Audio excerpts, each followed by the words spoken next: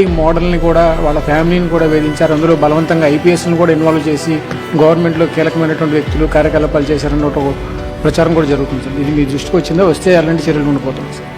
మీరు ఇప్పుడు చెప్పారు ఐపీఎస్ల గురించి కూడా.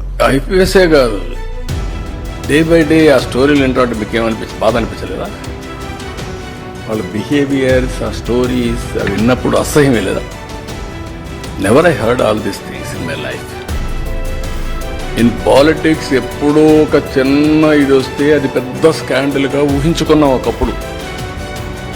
ఇప్పుడు యూజువల్ అయిపోయినాయి. పార్టీలు మాట్లాడరు, ఆ పార్టీ ప్రెసిడెంట్ మాట్లాడరు. ఏం నాకు ఈరోజు నిన్న మా వాళ్ళు ఏదో చిన్న పనులు చేశారంటే I'm very serious about it. నా ఇమేజ్, నా క్రెడిబిలిటీ, మా పార్టీ విశ్వసనీయత, I'm thinking seriously. I want to talk to them very frankly. I want to guide them, or otherwise I want to be very form. అలాంటివి నేను ఆలోచిస్తుంటే ఇన్ని జరుగుతా ఉంటే మాట్లాడరా మీరు? అంటే ఏంటి మీ ప్రవర్తన? ఇవి రాష్ట్రం ఏంటి? ఏంటి ప్రపంచంలో మీరు చెప్పండి. ఇటీవల కాలంలో అపోజిషన్లో ఉంటే వాళ్ళ ఎమ్మెల్యేలు, ఎమ్మెల్సీలు, వాళ్ళ క్యారెక్టర్స్ అవన్నీ వస్తూ ఉంటే are you not feeling ashamed of it? మీకు అనిపించలేదా ఇక్కడే లీడర్స్ మిమ్మల్ని అడుగుతున్న మీడియాని? Is it the way running political parties? మనం మోడల్సా? మనం ఆదర్శమా? ఇదే మనం నేర్పించే సమాజానికి?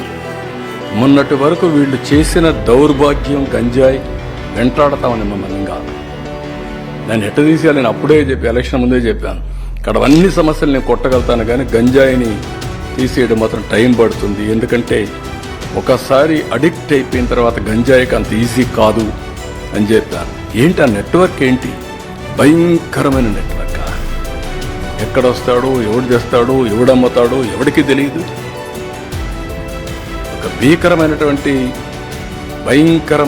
నెట్వర్క్ క్రియేట్ చేసి రాష్ట్రాన్ని గంజాయి మత్తులో సుడిగుండంలో నెట్టేసే పరిస్థితికి వచ్చారు. దాన్ని చూస్తే బాధ, ఆవేదన. కానీ వాట్ కెన్ వి డూ? అంత ఈజీగా ఉండదు. సరే, లిక్కర్ అంటే, మద్యం అంటే నేను కొట్టగలిగాను, దాన్ని కూడా సమర్థించుకుంటాను. బుద్ధి జ్ఞానం లేకపోతే ఎక్కడా లేని పాలసీస్ మీరు తేవడం ఏంటే? ఎవడిచ్చాడా మీకు అధికారం? మీ బ్రాండ్ మీరు తయారు చేయడానికి?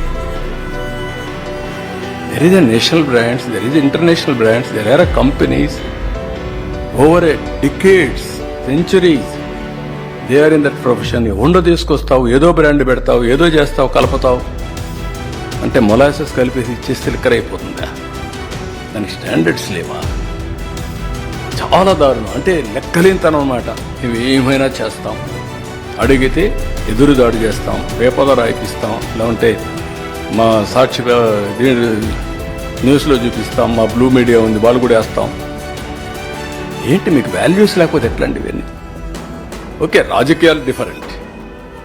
You may like my ideas, my ideology, you may not like, but there is a policy, there is some ethics. Minimum ethical standards లేకుండా రాజకీయాలు చేయడం ఏంటండి?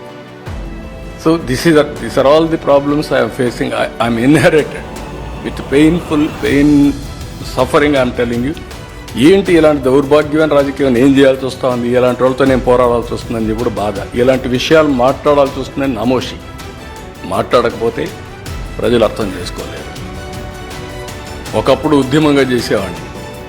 నీరు, మీరు, జన్మభూమి, శ్రమదానం, ప్రజల బతుకు పాలన, లేకపోతే ఆకస్మిక తనిఖీలు, ఇవన్నీ నా ప్రోగ్రామ్స్. ఇప్పుడేంటి కామ పార్టీలు,